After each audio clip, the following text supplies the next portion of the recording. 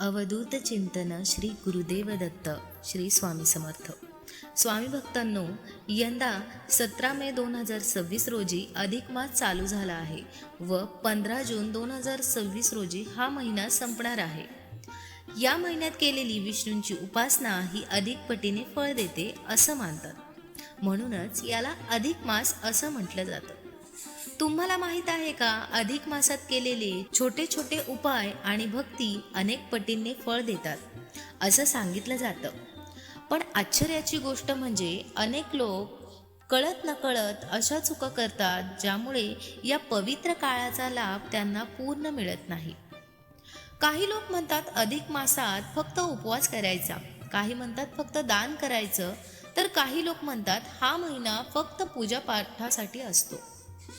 पण खरोखर अधिक मास म्हणजे काय, तो इतका विशेष का मानला जातो, अधिक मासात नेमकं काय करावं, काय टाळावं, कोणत्या चुका करू नये आणि अशी कोणती एक महत्त्वाची गोष्ट आहे जी प्रत्येक स्वामी भक्ताने जाणून घ्यायलाच हवी.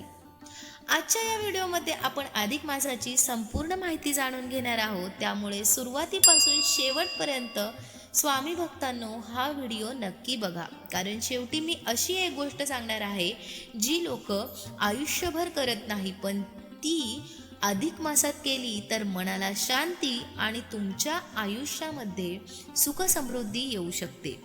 तर चला स्वामींचा आशीर्वाद घेऊन सुरुवात करूया. श्री स्वामी समर्थ. अधिक मास म्हणजे काय? हिंदू पंचांग हे चंद्राच्या गणनेवर चालते, तर इंग्रजी कॅलेंडर सूर्याच्या गणनेवर आधारित असते. या दोन्ही गणनांमध्ये थोडा फरक असतो.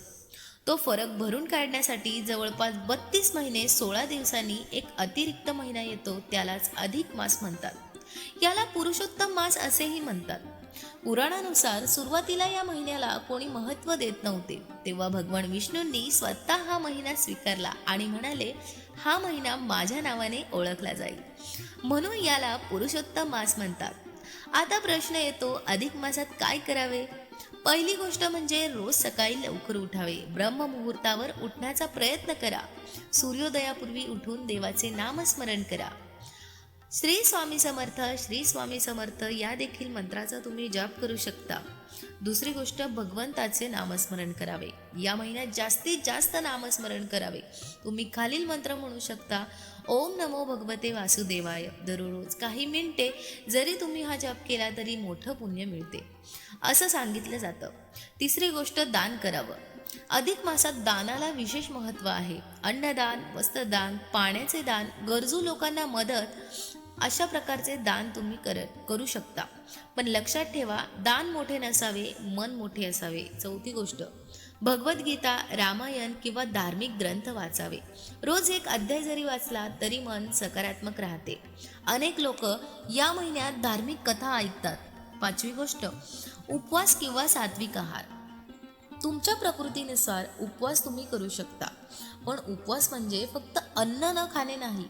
वाईट विचार, राग, मत्सर या गोष्टींचा त्याग करणे ही खरा उपवास आहे.